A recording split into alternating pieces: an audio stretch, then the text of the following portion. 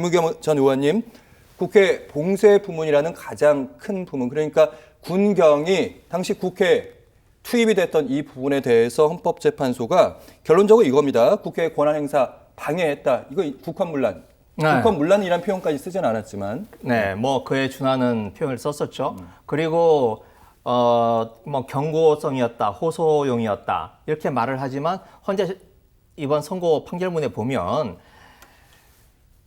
아무런 일도 일어나지 않았다, 라고 하는 데 대해서 그건 윤석열 대통령이나 군대가 아무 이런 일을 하지 않은 게 아니고 이 국회가 신속하게 비상계엄 해제를 할 수 있도록 시민들이 들고 일어나서 시민들이 저항을 하고 또 우리 군대에 있는 젊은이들이 소극적으로 그 임무를 수행을 했기 때문에 아무 일도 일어나지 않은 거지. 그게 윤석열 대통령이 일부러 그렇게 아무 일도 일어나지 않도록 배려한 건 아니다, 라고 분명하게 밝히고 있지 않습니까? 네. 이 부분은 손봉규 네, 위원장님. 헌법재판소는 이제 그렇게 판단을 한 거고요. 그러나 저도 또 윤석열 전 대통령의 이 발언 내용을 보면 아무런 일도 일어나지 않았고 호수에 떠 있는 달 그림자 쫓는 그런 느낌이었다. 그리고 단 한 번도 인원이란 말을 쓰지 않았다. 이런 부분에 대한 그런 내용이었고, 실제로 시민들과 뭐 그 같이 군인들이 대립했지만 그 과정에서 단 한 명의 그런 어떤 부상자 발생하지 않은 그런 부분이 고려되지 않았다라는 그런 생각은 지울 수가 없습니다. 예. 네, 5가지의 쟁점들에 대해서 그 전에 있었던 박근혜 전 대통령 쟁점에서는 한 가지만을 인정을 했고 헌법재판소가 그 부분이 중대하다고 이렇게 판단했던 기억이 나는데, 오늘 헌법재판소의 판단은 국회가 소추했던 5개 모든 부분에 대해서 위법이 있었고 중대하다고 판단을 내린 바가 있습니다. 저희가 다룬 것 중에 안 다룬 게 있는데 포고령 1호 관련된 부분, 포고령 1호에서 대대적인 정치활동 금지, 그리고 직업의 자유권에 대해서 분명히 이 부분을 침해한 부분이 있다. 기본권을 광범위하게 침해했다. 이 부분도 마지막으로 한 번 더 짚어보도록 하겠습니다. 먼저 김우겸 전 의원께 어떻게 보셨는지. 포고령. 네, 포고령에 대한 헌법재판소의 판단이요. 네, 그 부분에 대해서는 정당 행위라든지 지금 국회를 장악을 해서 국회의원들의 자유로운 출입과 자유로운 의사표현을 막은 것, 그게 헌법과 정당법 또 여러 가지 관련된 정치 관련된 법률에 위반된다라고 밝히지 않았습니까? 네. 이제 그런 점에서 또 윤석열 대통령이 6차례 직접 전화했다, 경찰청장에게. 그렇죠. 예. 그리고 또 홍장원 국정원 1차장에게 정치인 체포와 관련해서 방첩사를 지원하도록 이야기를 했다든지. 그나저나 또, 이제 곽종근 사령관의 진술이나 곽종근 사령관의 진술이라든지 전 메모. 이런 부분들에 대해서 계속 윤석열 대통령은 그 진술들이 오염됐다, 민주당의 의원들에 의해서 오염됐다라고 주장을 했지만 사실 하나도 안 받아들여지지 않았습니까? 아주 명명백백하게 나왔던 증인들의 이야기를 그대로 인정을 한 거죠. 네. 그걸로 전반적인 부분은 알겠습니다. 헌법재판소가 판단한 쟁점과 관련해서 제가 좀 살펴봤고요. 어쨌든 최악의 결과를 받아들이게 된 윤석열 대통령의 대리인단입니다. 관련된 입장을 밝혔는데요. 함께 확인을 해보시면, 윤곽근 변호사 대리인단입니다. 윤석열 대통령 측 유명하죠. 탄핵 심판 진행 과정 자체가 적법 절차를 지키지 않았고 불공정하게 진행됐는데 결과까지도 법리적으로 납득할 수 없는 결정이 이루어졌다.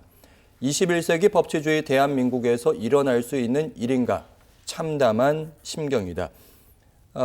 입장이 워낙 짧아가지고요. 사실상 이 부분이 윤곽근 변호사의 전부라고 이렇게 생각할 수 있는데, 결론이 이제 손봉규 위원장님, 잘못된 판단이라는 겁니다. 예, 그렇죠. 뭐 그동안 이 12월 3일 이후에 우리가 쭉 지켜보면서 사실 김우겸 전 의원께서도 얘기하셨습니다만, 이 대리인단에서는 이 과정이 과연 공정했는가라는 그런 의문을 갖게 되는 게, 계속해서 지금 어떤 확인되지 않은 사실들을 폭로하는 그런 여론전, 정치적인 행위로 헌법재판소의 그런 어떤 공정한 판결을 법치에 입각한 판결을 흐리려는 시도들이 너무 많이 나왔습니다. 사실 전 김의겸 의원님께 여쭤보고 싶었던 게 그런 어떤 김의겸 의원님을 납치해서 뭐 백령도사에 그런 거에 대한 확신이 있으신지 그런 또 어떤 직접 본인께서 그런 불안함을 느끼셨는지를 한번 여쭤보고 싶었었고요. 이런 논란들이 너무나 확대되고 하다 보니까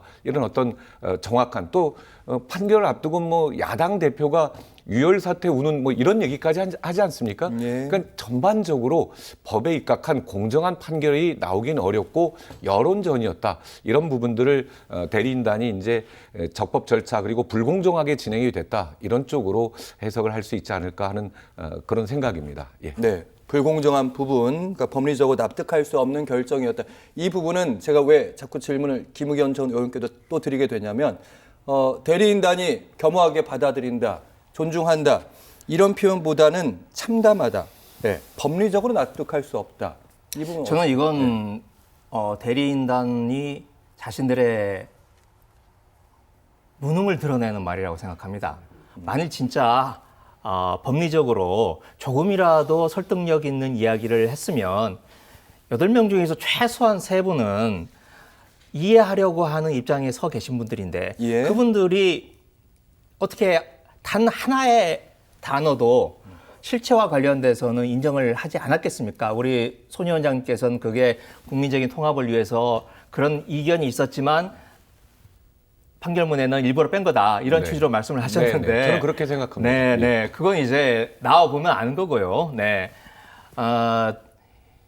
그렇게 오랜 시간 그렇게 강력하게 주장했는데도 단 한 줄도 인용되지 않았다라고 하는 것은 아예 그 주장 자체가 생짜로 어거지를 쓴 거였거나 아니면 윤곽근 변호사를 비롯한 이 대리인단들이 극도로 무능하거나 두 가지 하나죠. 네, 그리고 손 위원장님이 아까 저에게 실제로 체포료라든지. 그런 네, 그 불안을 느꼈느냐라고 말씀을 하시는데 이건 뭐 제가 지원해서 하는 말이거나 또는 어디 다른 어떤 제3자가 하는 이야기가 아니고 이번 계엄, 이번 친위 쿠데타에 주도적으로 관여를 했던 이름이 뭐였죠? 갑자기 생각이 안 나네. 노상원 전 네, 노상원 사령관. 씨가 예. 작성한 그 수첩에 있는 내용들입니다. 그리고 실제로 체포를 하기 위해서 한동훈 대표라든지 또 그 주요한 인물들에 대해서는 직접 그 지시를 받았다라는 그러나 실행에 옮기기까지는 하지 않았지만 했다라고 하는 그 어떤 모 대령의 진술도 나와 있는 거 아니겠습니까? 네. 그리고 지금 뭐 영현백이라든지 뭐 종이관이라든지 이런 지금 드러나 있으나 아직 해명되지 않은 부분들이 굉장히 많이 있는 거죠. 알겠습니다. 실체적으로 위협으로 다가왔고 앞으로 밝혀질 일들이 더 많다 이런 말씀 해주셨는데